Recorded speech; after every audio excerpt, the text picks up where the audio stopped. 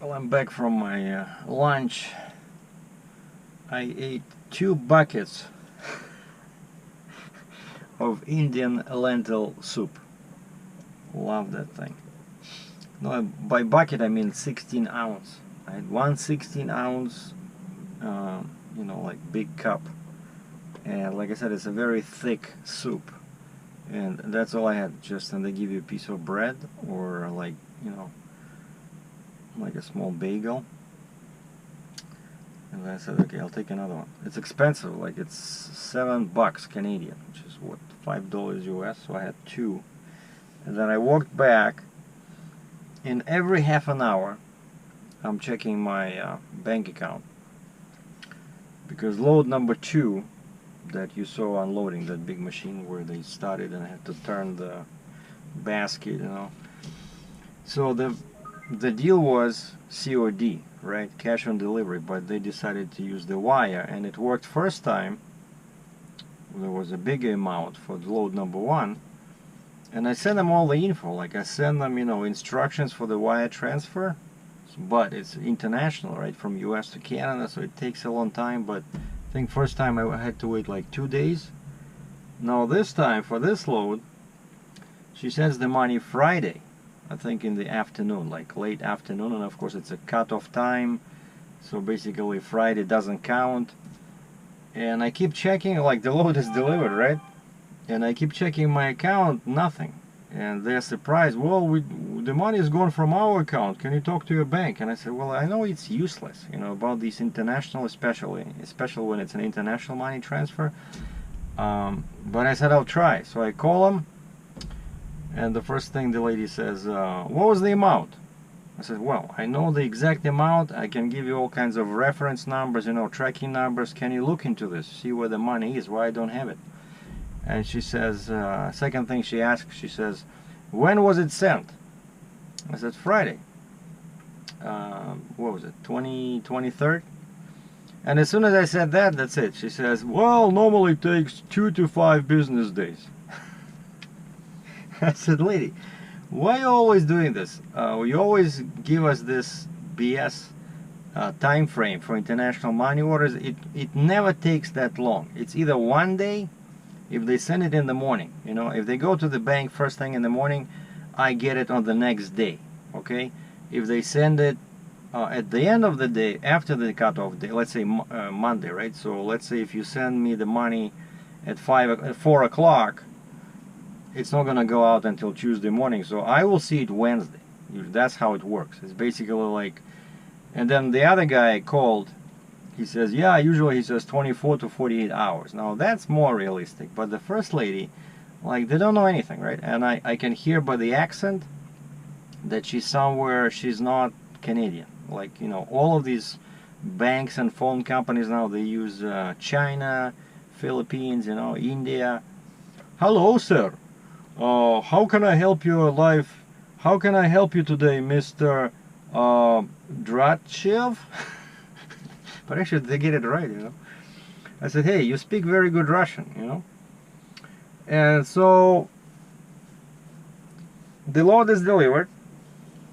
Now I have load number 3, but I stop in Cambridge, right? I cannot even go to my yard. I cannot even use my car because my car is parked in front of my trailer, and I'm only paying for 1 spot, so I cannot go there with this oversized load. So sleeping at the Walmart like a bum, and I drew a line here, and they said, so when are you gonna deliver? I said, wait. I said, load number 2 is delivered, right? So I still don't have the money. And they say, what? No? I said, yeah, no, I already talked to them. Yeah, they say 5 business days, which I know is BS, but I said it should, last time it came in at 4:45 p.m.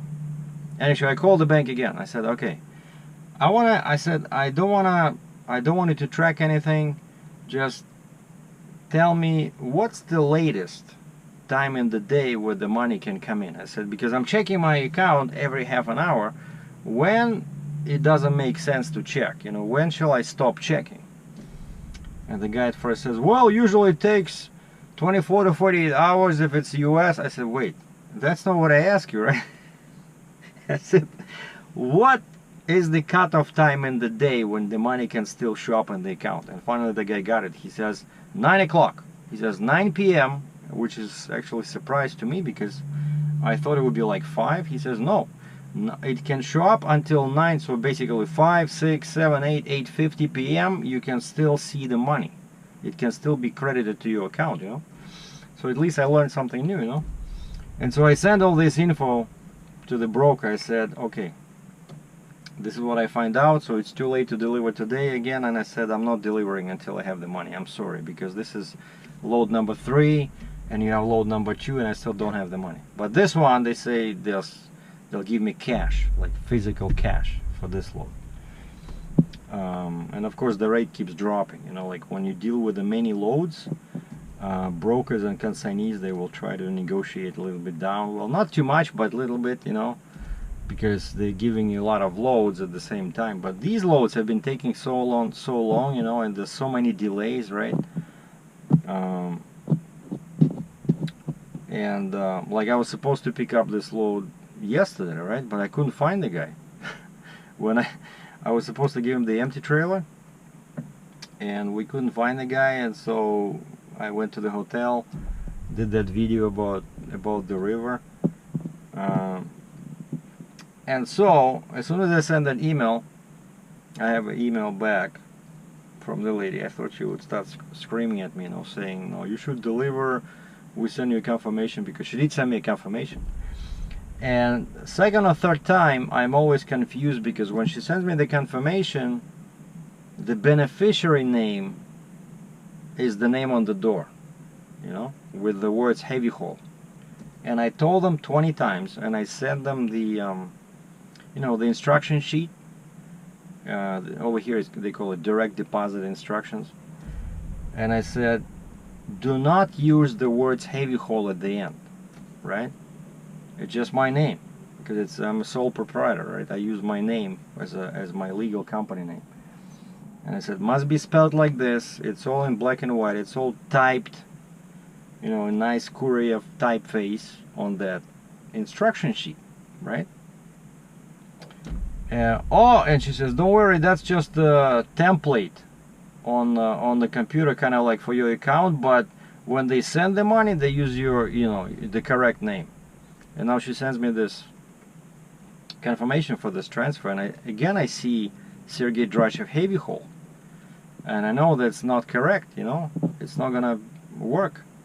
Somehow it worked first time, but, and she sends me the email. She says, sorry, we found the money has returned. It was rejected, I guess, by the other bank, because they have an account in a small bank, and they use a bigger bank for international wire transfer.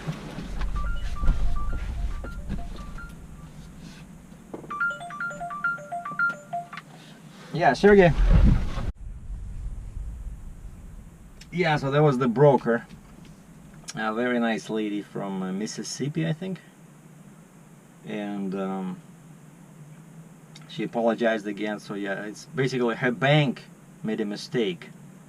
Like, she did everything correctly, and then the bank was verifying the wire, and they thought she made a mistake, and so they corrected the beneficiary name to the name on my door.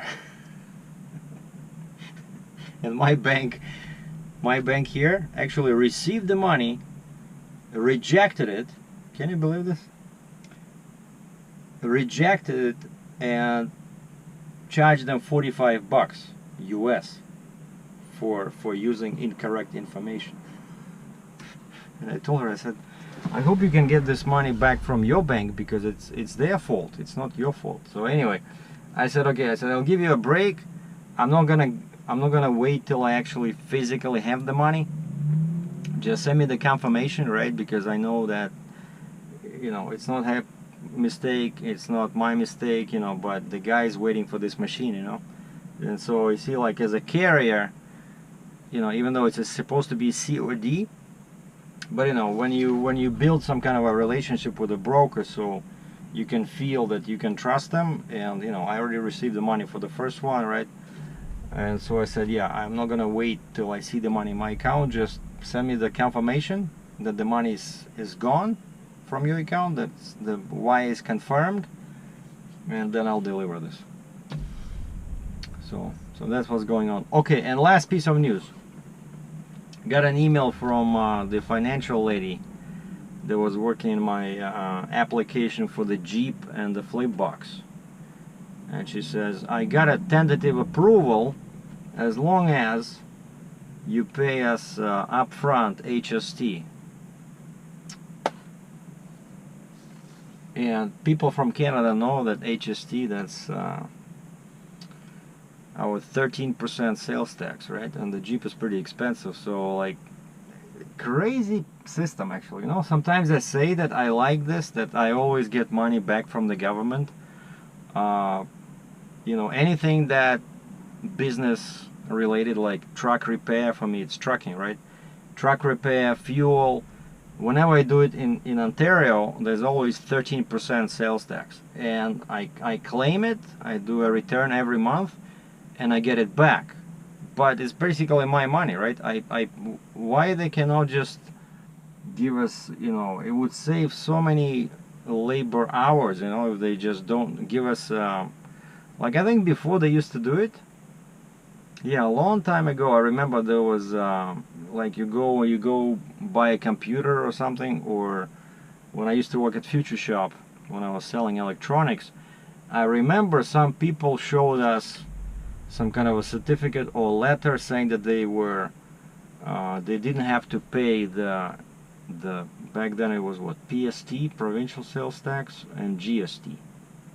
I think they were, yeah, they didn't have to pay one of those, you know, and they had like a certificate, and so that was like a business purchase, right? So the guy was buying a computer, let's say, or a wireless phone, like expensive something, you know, like $200-400 for a phone, I mean, or a couple of grand for, you know, computer, and then 13%, you know, that's $130, right, from each thousand. And they would show us this certificate, and I remember we were doing this, and we don't charge them the sales tax, you know. But for some reason, they stopped doing that, and now the system is that you have to pay up front and then claim it. I guess they want this because, you know, let's say if you run a store, like a retail store, so you collect sales tax, right? And you receive sales tax. I mean, you collect and you give out, you know, like payments, and then you have to pay them the balance to the government. Let's say if you, you know, but for me, I always pay. I never receive sales tax. People do not pay me with the sales tax, right? And so I'm always in the credit position where they owe me money. But what's funny about this transaction is that they want $7,000, which is 13% of the cost of the Jeep. I have to give them physically this $7,000 Canadian, and then in the same month I turn around and I claim it, and the government will give it back to me 2 weeks later. Like, what kind of a, you know, crooked system is this, right? So why do I need to do this? But I definitely can get it back because it's my money. I paid it as a sales tax. It's a business purchase. It's the Jeep, right? But it makes things difficult, you know, from the cash flow standpoint, because not all of us have like $50,000, you know, lying around, and you just, hey, yeah, sure, 7 grand, hey, no problem, hey, yeah. And she says, so if you can pay this, basically we have the green light. And I said, what about the payments? When do the payments start? And she says, well, I said, when I take possession, in some 4 months, 3 months, when it takes some time to build this thing. And she says, no, actually it's 30 days after you take possession. You know, I said, that's cool. So basically, let's say this Jeep, the guy said they want like 3 months. Let's say September, October, November.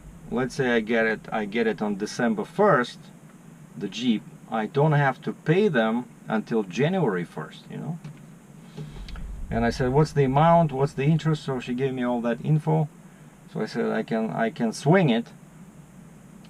I said, I can swing it, this sales tax thing, the first payment, as long as the rest is okay because, you know, she cannot finance the spreader.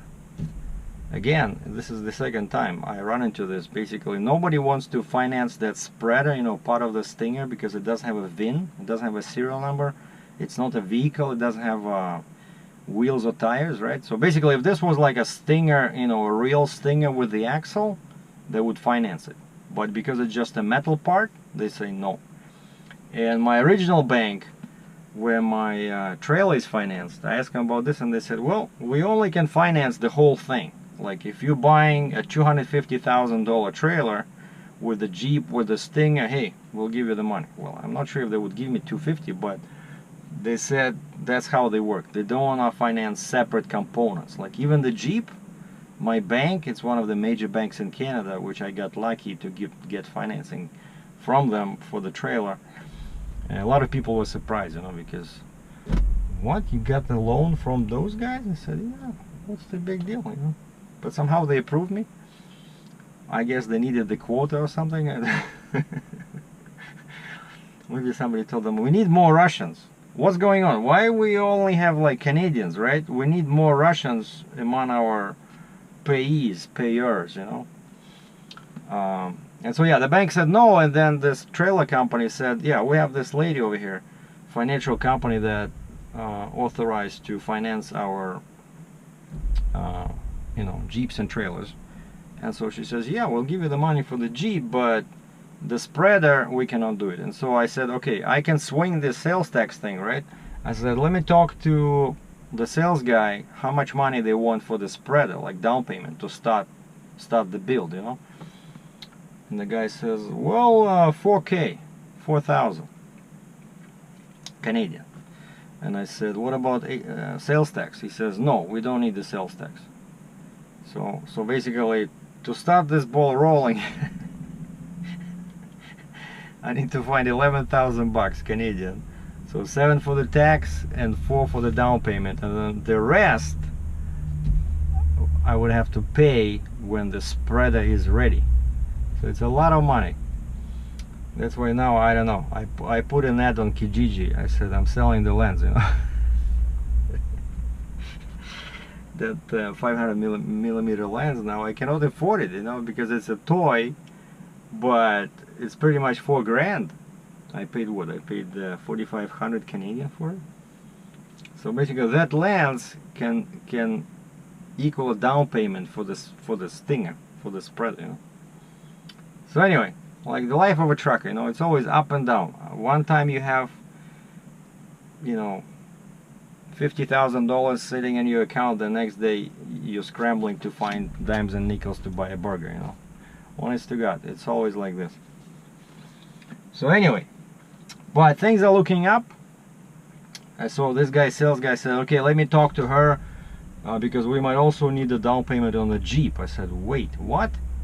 And he says, well, she needs the HST, but we need the down payment like to start the build of the Jeep. And I said, geez.